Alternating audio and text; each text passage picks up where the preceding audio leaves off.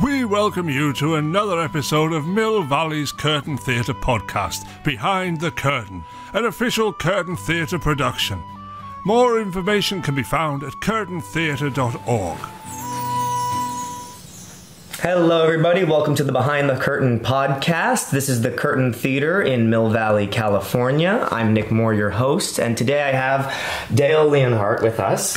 Dale is playing Juliet in this summer's production of Romeo and Juliet, and I'm playing Romeo. And so today we have Romeo and Juliet sitting down, talking about us, acting, our characters, this story, and eventually we will do a little scene for you guys. Awesome. So Dale. Hello. Who are you? How'd you get involved with this production? Can you give us a little auto bio? Yeah, so I'm Dale. I started getting into acting actually kind of later in college. I was super depressed. I played soccer in college. A lot of us are when we start acting. Yeah, exactly. And I was just like searching for something, Soccer season ended. I was in Massachusetts. The winter was like brutal. And coming from California, I was not used to it at all. And I lived in a dorm right across from the theater. And I saw that they had auditions for Macbeth. And it was every morning I look out the window and I'd see the big poster. And I just like showed up. And I actually, funny enough, they had sides. I didn't have anything prepared. And it was a Juliet monologue. Oh, really? It was Gallop Apace. And I remember holding it and shaking. And I dropped the paper. Oh, really? Like I dropped the side, like picked it up. And I was like, oh, sorry. And just kept going. And somehow I got cast as a weird sister. Oh, wow. Luckily, yeah. And then from then on, like the bug bit me. I just didn't Totally, stop so you just acting. kept doing more and more stuff. Yeah. Nice. But I never thought, after reading that famous Juliet speech, I was like, well, that's probably the only time I'll ever have a moment to play her. So I feel really lucky to be involved in this. And as for finding Curtain, I have seen a couple of shows in the past and have known people have been involved, and I just wanted to give it a shot. Totally. Yeah. What was it about, like, we use the phrase, the bug bit me, like all the time. What was it about it though? Like what excites you about doing this stuff? Yeah, I suppose I was always very serious. I was like a very studious kid, and I just like did school and soccer, and that was kind of it, and read a lot. But I didn't feel like I had a huge outlet to be like goofy or sad. I was sort of stoic. And then once I found theater, I was like, oh, I can be weird and vulnerable. And I feel like I kind of, for the first time, I was like, oh, I can be myself and be not only accepted but like celebrated for all of your weirdness, and the people that I met in that first production just kind of became my family. And I was like, if I couldn't replicate this and try different roles, then why wouldn't I give it a shot, So I took an acting class, and I remember I was just kind of one of the only people who had never acted before. I was so nervous and so shy, and I just throughout those 4 years, I feel like I really came out of my bubble. Nice. Yeah. Totally. What about you? Yeah. So I'm Nick Moore. Aside from hosting this podcast, I also act.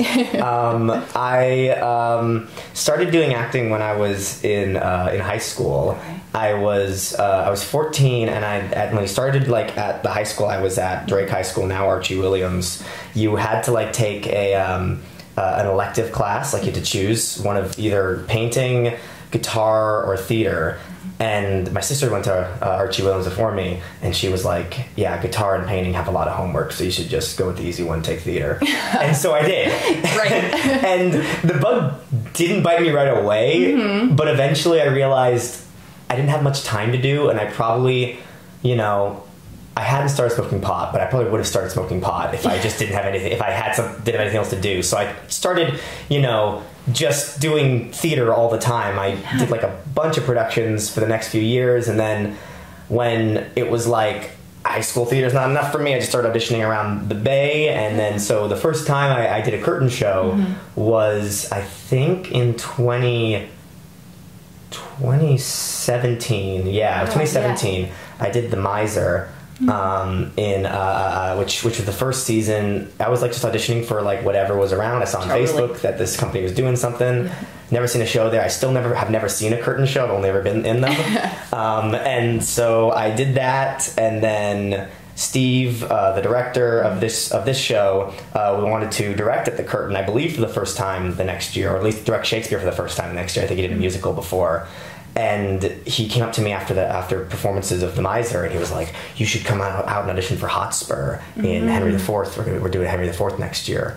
And so then I auditioned for that, but I didn't want to play Hotspur because I was like, "This guy isn't me." I auditioned for Hal, and I did play Hal. Oh, nice. Yeah. Oh my god, it was such a great role. It's one I want to revisit now that, like, you know, when you get better as an actor, and you're like, God damn it, like that one I did before was just so terrible. Totally. Yeah. So now that I'm like a better actor, I want to revisit that role. Then I was away from the Curtain for a few years. I was in New York and LA, went to the American Musical and Dramatic Academy. And then COVID hit and I had to leave New York. Yeah. And when I left and came back here, one of the first things that happened was pretty serendipitously.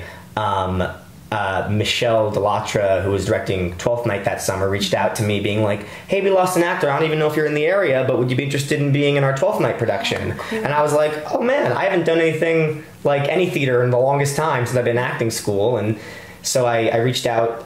So I went, got back to her, and I did Twelfth Night, which is a really fun production. And then just last year, Steve did this production of Two Gentlemen of Verona, which he'd been working on for like a super long time. So he's like super intense about like how he picks shows and like how much he gets into them. And so him and I have been talking about this production of Two Gentlemen of Verona since like before I moved to New York. He'd been talking about wanting me to do Valentine in this, and so I auditioned for that, did Valentine there, and then the next year was Romeo and Juliet, and this is a dream role of mine, and so like I'd do anything to do this one, so of course, so that's what brought me here. Yeah, you and I were actually kind of both exiled from New York at the same time. Yeah, it's we were. Funny. Yeah, and it felt like coming back to the Bay was like a reawakening of like this love for theater. Yeah, because for so long in New York I was doing these like silly little, little recordings, like short films that never went anywhere. Totally. And then there wasn't any theater going on for the longest time. And I came back in 2021 and then was like, oh, this is the best theater scene around, Yeah. Yeah. Because I feel like a lot of times when you're in like a big market like New York or LA, you can get it, like, because like the majority of stuff out there that you're going for is either like the smallest hole in the wall theater ever where you rehearse 4 times and put on a show that no one likes, or you do a short film by a student director, which can be good, but often is just marred by the fact that it's they're super early in their process. And so you're working on a project. I feel like I texted a friend of mine while I was in New York one day. I auditioned for it was like a commercial for like one of those sports drinks or something. Okay, yeah. And I texted her and I said, the great tragedy of spending 2 years in acting school is that I'm trained to play Hamlet and yet I'm reading ads for Gatorade. Exactly. Like that was my whole thing. It's pretentious and it's super like full of myself, but yeah, that's what happens to so many people, right? Yeah. You don't get to like have like the stuff that we fell in love with, and so yeah, you're right, coming back to the Bay was kind of like I could breathe again. I could be doing this, and it's just for passion. It's not because I'm trying to further some career goal, anything like that, which I like. Yeah, me too. Totally. So you mentioned when you were when you read that Juliet speech, you thought you'd never play that role, but now you're playing Juliet. Like, what excites you about this role? Like, what's the exciting thing about playing Juliet? Oh my gosh, I mean, she's such a dynamic character, and I think such a strong woman and like a strong female character that's so ahead of her time. I think Shakespeare was, in writing Juliet and all of his heroines, he was had these like feminist ideas that were so radical for that time period. And even now what Juliet does is really remarkable. She turns away from her family and all these expectations that are placed upon her of the time and place and propriety, and she says, to heck with it. I'm just going to follow my passion, do what I love, and I don't care what anybody says. And it gets her into trouble, but she knows the risks the whole time, which I think sometimes she's played as a little too naive or innocent. And she is a bit, right? She's this lovelorn woman or girl sometimes, depending on where you're going with the age. But she also is incredibly smart and witty and brave. And I think these facets like really draw me to her as a character, and being able to have the opportunity to expose the different sides of her that I think are sometimes ignored or not highlighted. What sides do you think are the ones that aren't as highlighted? Yeah, I think she's a bit lewd, you know? She's lewd and she's lusty and she's bold and free-spirited, and, you know, you see, if you watch Olivia Hussey and, you know, Romeo and Juliet, the movie, and she's a beautiful actress, wonderful performance, but it's sort of one-dimensional. Sure. She's beautiful and young and innocent. Yeah. You know, there's not this... She's butting heads against her father, and he's telling her he's gonna be throwing her onto the streets, and she... You know, like, it's these moments of radical honesty and, like, fearlessness that I think are sometimes mitigated or downplayed. Totally. I think we have this, like mythos of who Juliet is and, like, our cultural idea, and it's, like, it boils down to, like, young lover, young, naive, you know, girl who falls in love with a bad guy. Like, that's the idea we have, and it's interesting because like, I think when you dive into this role as an actor, you're probably like searching out way more. Oh, totally. And, you know, I always was like, oh, she's just an ingenue, like, I'll never play her. I don't really I played a lot of, like, comedic and weirder roles, I suppose, so I never thought I'd have the opportunity to play Juliet, because she's so in mainstream media seen as just this, like, beautiful, lovely girl. And I don't know, I historically hadn't really gotten many of those roles before. Yeah, and so I think that, and of course any actor wants to play Romeo or Juliet. Because the language is so rich, and I know you and I have talked before about just how, like, beautiful these lines are. And just, it kind of feels like, I feel a little honored to be able to say them, you know? Yeah, totally. Yeah. And you mentioned that you always wanted to play Romeo. Do you remember, like, the first time you were like, that's one that I really want to do? I think it comes from this, like, Machiavellian sense that I have of, like, Shakespeare. I'm like, I want to conquer all of it. You know? When I was like in college, I was obsessed with Hamlet. Like, I was constantly reading Hamlet and watching Hamlet and trying to learn all the lines from Hamlet and all that stuff, because I was like, I'm going to play Hamlet one day, and it's going to be, you know, my big thing. Like, as every, I think, young actor thinks, like, my thing's going to be Hamlet. And then as I was reading the canon, I was going through and being like, you know, I think there's, like, a progression here. Like, I think you start with Hal, then you move up to, like, you know, Romeo, you play some of the romantic comedic male leads in there, and then you go up to Hamlet, and between there you play some of the more substantial male leads, like Petruchio and Benedict and stuff like that. And then, you know, you go into Macbeth, and then you go up to King Lear. That's, like, the lineage of being, like, a guy in Shakespeare, or honestly any actor playing Shakespeare, because it's so, you know, it's so gender fluid. The way that these plays are written. So I think that was part of it. But then just once I started, like, getting more into it, which is about, like, a year and a half ago, when I was doing Valentine, because I saw Valentine as this very, like, it very much like a prototype for who Romeo is. You know, banished from the person he loves. Valentine is, you know, goes out into another land, the same way Romeo goes to Mantua and has this epiphany there. Valentine's also someone who's sworn off of love and then immediately falls in love, which is, again, another thing that happens with Romeo. Yeah, I know. It's my thought is, you know, Shakespeare wrote these two plays in such, like very, very close together in time. That, like, possibly he was testing out, like, this young lover character with Valentine, and then really, really nailed it with Romeo. And so I started feeling like, as playing Valentine, I was like, I feel like I'm not getting everything out of this. Like, I wanna really dive into the meat of this person, and who that person is to me is, like, I think, again, it's how it's played in the media, you know. Romeo and Juliet are played as these young, naive lovers. It's always, you know, like, I don't know why people quote the line, "But soft what light through yonder window breaks." Yeah. Because all that line is saying is, "But what's that light over there?" Right. Like, why is that seen as romantic? It's not romantic. Right, yeah, no. You know, it is the east and Juliet is the sun. That's pretty romantic. Yes, right. You know? But that gets left out. It does. Yeah. And so it's weird to me just how mythologized these characters have become. Yeah. You know, where like I was on Apple Music the other day and I found there's like 60 something songs named Romeo and Juliet about like young lovers. Yes.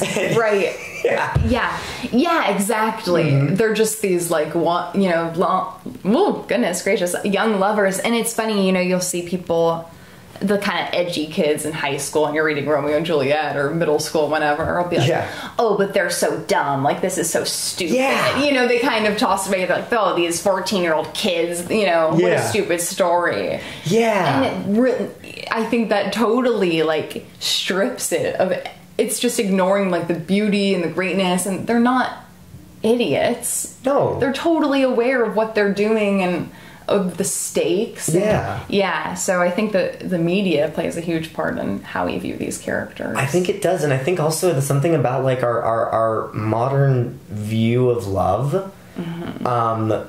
And maybe not our modern, but like I think it, you know, at ages in life you value different things, and I think often people who look at Romeo and Juliet and think like, God, what a stupid, unrealistic story. I'm like, I feel like maybe you're just at a point in your life where you're not. Yeah. Like having but when you're young, when you're these characters' age, you know, or like even older now, because you know back then people had to grow up faster, right? But when you're at this age, or when you meet that person, it's like love is this unstoppable, ungovernable force, and it makes, you know, and I think that's a beautiful thing to see on stage. I think when productions or when interpretations are stripped of just the sheer power that love has in this script, then I feel like you're making a very anti-romantic statement about the world. Yeah, it's quite cynical. Yeah. It feels it does. Yeah. And then I also think looking at these characters like they're just lovers, like that's all that they have about them is that they are incredibly in love with love, and they have so much language about love, like that completely discredits like moments like you said where you confront your father. Like that's a huge moment, and that's not someone just being super in love. That's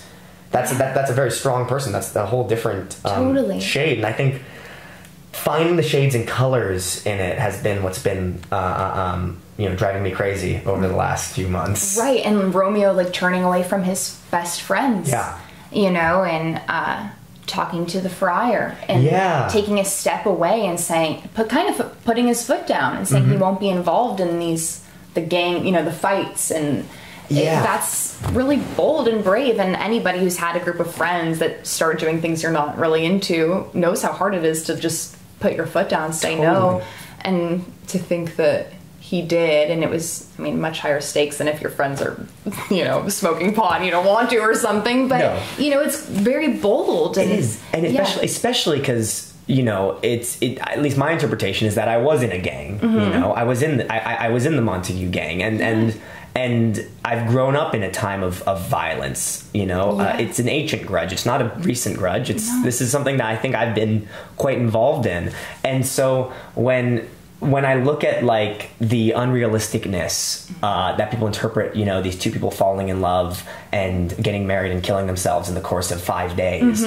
or however long it is, but when I look at people, like the idea of how unrealistic that sounds in a modern lens, I also have to look at like the space that these two people exist in, and how it's this very like Steve describes it, it's this hurricane, it's this tempestuous time where I feel like if you know if I don't know who's gonna live to tomorrow, if I don't know, you know, like how long I have left on this earth because I've been flirting with death for my entire life, of course, you know, if I see something good, if I see someone who can actually give me peace in my life, I'm going to jump at that opportunity. Totally. Absolutely. They're the eye of this crazy hurricane, and they're in the midst of so much strife and hate and violence, and and especially, I mean, for Juliet, she's so sheltered from all of this, and I think that's another facet of her interest in Romeo is, you know, she's just in her kind of her, you know, castle or whatnot, you know, she's almost sheltered from everything except for the nurse and her parents who don't really do much for her intellectually, or, you know, they're not super caring or doting. And so she sees Romeo and meets him at the same level that he's working on, and I think her eyes are open that her life doesn't have to just be this, you know, the Montagues and the Capulets fighting, and it doesn't just have to be locked up in this house or marrying her, you know, the prince. It's just, or Paris, I mean. I think it offers, like, she's finally seeing for the first time what life can be, and she doesn't care if it ends, because at least she'll have it for those 5 days or that moment. You'll have lived. Yeah, you know. And I think up till this point she feels as though she hasn't really lived. I mean, she's been living, but she doesn't feel alive. Yeah, you know. Yeah. I mean, because. Yeah, I don't know. One part of I don't look at Juliet's lines very often, but one part of Juliet's lines that I really like is that whole thing about the kid who has new robes before some festival and cannot wear them. So tedious is this day as the night before some festival to an impatient child who hath new robes but may not wear them. Right. I mean, like, how freaking personal is that? Yeah, like, exactly. I always love that, right? Because she's speaking so broadly and beautifully about love, and then she all of a sudden, it's that, she kind of turns on a dime. She's like, oh, beautiful, I haven't been possessed, I haven't been owned. Oh, this sucks, I'm so annoyed. Yeah, exactly. It's just like that time I had new robes, I couldn't wear them. My mom won't let me wear them. Exactly, exactly. So you kind of do get this, like, yeah, she is young, you know, she has this impatient nature and she just wants what she wants, and I love that. It's also, like you said, you know, it like blends in with, like, these, because we switch, you know, and I have a moment like that too with the whole schoolboys from their books, you know, and like that. Like, I have, you know, we switch between talking about these super high philosophical concepts of, like, the moon and the stars and the sun and what is a name and all this like super deep stuff. And then we go back to these very, like, juvenile ideas of, like, a schoolboy who has to go back to his books, and a girl who can't wear a dress she wants to wear. Exactly. Like, yeah. So it's so fascinating how Shakespeare's balanced these two and made it feel incredibly real by doing that. You know, you're like, oh yeah, maybe people now don't speak in such beautiful tongues and poetry, but everybody can relate to not wanting to study or wanting to wear clothes you can. So exactly. It's awesome. No, it is a really interesting. I mean, it's one of those plays, and I think there are those characters, and you'll agree with me on this, that the more you put into them, the more you get out of them. Like, Shakespeare's that kind of writer. That's why people are still reading him 400 years from now. It's because you know, we go into. Like, I went in with, like, a conception of Romeo, and we're on rehearsal number 2 today, and I am already completely thrown out that old conception. I have a whole new conception now. Absolutely. And so I like that. I like the exploratory process of this role, and I like building out the world that Shakespeare, while is implied and written into the play, isn't all there for, you know, to live inside of you. That's the actor's job in my view. Which kind of gets me into, like, my next thought I want to talk about, like, acting. Like, what, like, do you have like a process? Yeah, you know, it's a little bit different for each show.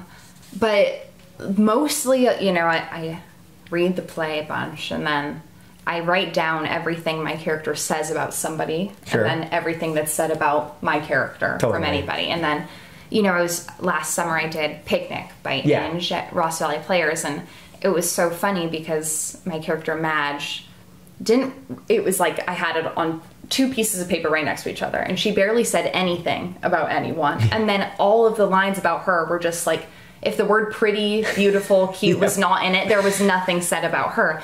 And it wasn't until I, you know, looked at that side by side where I was like, wow, she is not valued for nobody even knows Madge. No one knows a thing about this girl. And so I do that, and I often find that illuminates a lot for me. And then music for me is really big. Yeah, me too. So I make playlists for all my characters and kind of live inside that. And, you know, I have drives to rehearsal and I'll just play the playlist over and over. Get that into your head. Yeah, and for me, like, movement, so finding the way my character moves and walks and what body parts they lead with, and that's pretty big for me. Nice. Yeah. What about you? So I recently finished the Meisner technique training. Okay. And I think before it, I didn't really... Like, I had, like, a thing that I would do when I'd act. Yeah. But I don't really think it was a method. Like, it wasn't a process, really. Yeah. So with that, I think I got...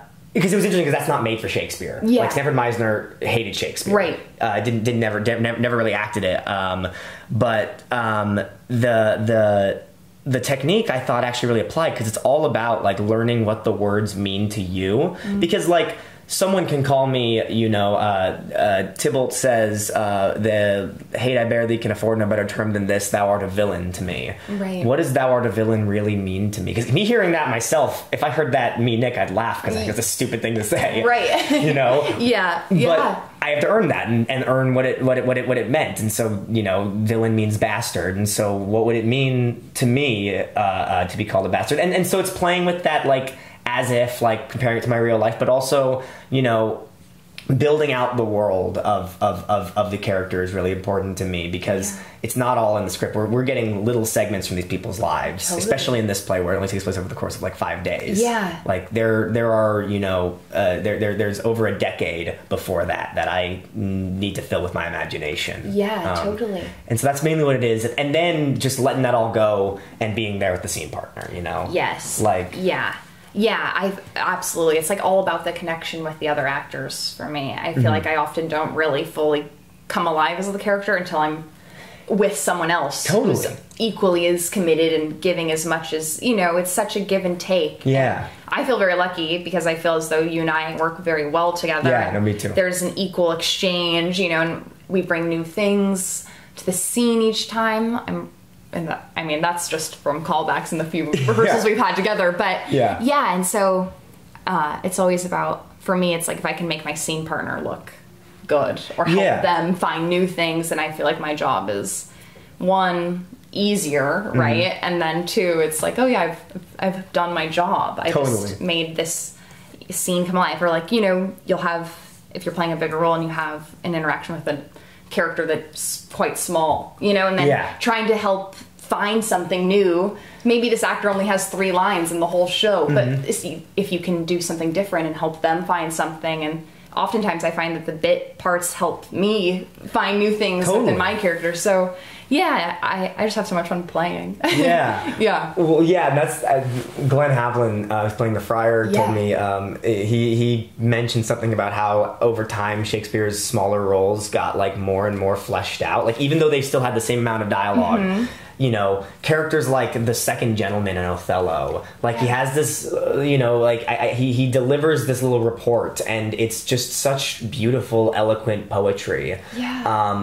And, like, and then, like, characters like Peter in Romeo and Juliet, you know, like, has this little speech about how he can't read and how ridiculous it is for him to be assigned to read, and then has to go seek out a learned person to do it. I don't know, like, there's a lot of like nuance in that. And I think part of what made Shakespeare a great writer, and it's cool then as an actor to find those relationships with, like, every single character on stage, because it's all very specific, you know? Yeah, and I think sometimes when you're doing a show or you see a play and you're like, oh, it feels like they're performing this as it is just the play. You can tell that they don't have any backstory. In their head, they haven't, you know, had any interactions with this person before, even though it's their servant that they've spoken to a billion times. You know, in Macbeth, I was a weird sister. I was also, like, one of the servant boys, and I had, like, 3 lines as that role, and I remember, like, the actor playing Macros was so talented, and every time she would, like, talk to me. You know, she's a senior and I was a first year, and she'd ask me about the servant, and you know, and then say, oh, do you think I've, like, hit you? What do you think? And I remember at the time I was kind of like, this is weird, and then I was like, no, this is genius. That's great, this is awesome. That's really cool. So I guess my aim is just to make other people feel as, like, scene and reciprocate all the energy that's going around. Yeah. I did a bunch of little servant roles in Marin Shakespeare one season. Okay. And do you know Jeff Wiesen? No. So he's this amazing local actor. He's not local here. I think he's in LA now. Okay. But he comes up to Marin Shakespeare once in a while. He was playing Cassio in Othello, and I was playing... I didn't have any lines. I was his servant who carried his torch behind him, and he would do this whole scene with me before the scene started. Because he'd set up in his world that like I told him about this like battle going on, and he's going out to go see what it is. That scene where Iago and Rodrigo eventually attack Cassio. Yes. And so as I'm about to walk out, he goes, "You said they were doing this," and he's like giving me all this stuff, and I was like a kid. I had no clue what to say back. I was like, yes, sir. Yeah. But like. It was for his sake and my sake, and it made it feel real going on stage. Which again, it's that making your scene partner look good and being and having a fleshed out relationship and a good connection with them. Yeah, and that just brings it all to life and makes it all real, which is really really nice. Yeah, yeah, absolutely. Yeah. Speaking of which, you want to do some text? Yeah. All right. Okay. Ready? Yeah. So this is Act 1, Scene 5, the dance. This is when Romeo and Juliet first meet. Yeah. If I profane with my unworthiest hand this holy shrine, the gentle fine is this. My lips, two blushing pilgrims ready stand, to smooth that rough touch with a tender kiss. Good pilgrim, you do wrong your hand too much, which mannerly devotion shows in this. For saints have hands that pilgrims' hands do touch, and palm to palm is holy palmer's kiss. Have not saints lips, and holy palmers too? Aye, pilgrim, lips that they must use in prayer. Oh then, dear saint, let lips do what hands do. They pray. Grant thou, lest faith turn to despair. Saints do not move, though grant for prayer's sake. And move not, while my prayer's effect I take. Thus from my lips by yours, my sin is purged. Then have my lips the sin that they have took. Sin from my lips, oh trespass sweetly urged. Give me my sin again. You kiss by the book. All right, and if you want to hear the rest of that scene, come on down to the Curtain Theater this summer and see Romeo and Juliet. Dale, thank you so much for coming on the podcast. It was awesome having you. Thank you so much. All right. Thus ends this episode of Behind the Curtain, a production of the Curtain Theater. The Curtain Theater of Mill Valley, California provides free outdoor theater during the summer in Old Mill Park, focusing on Shakespeare and other classics. We do so out of love for great drama, and in the belief that the gathering of audience and artists around great plays in this intimate and beautiful setting adds immeasurably to the quality of life in the community. We exist gratefully through the city sponsorship of the Mill Valley Arts Commission and Parks and Recreation Department, along with generous community donations. Information is available at curtaintheatre.org. If we do meet again, why, we shall smile. If not, why then, this parting was well made.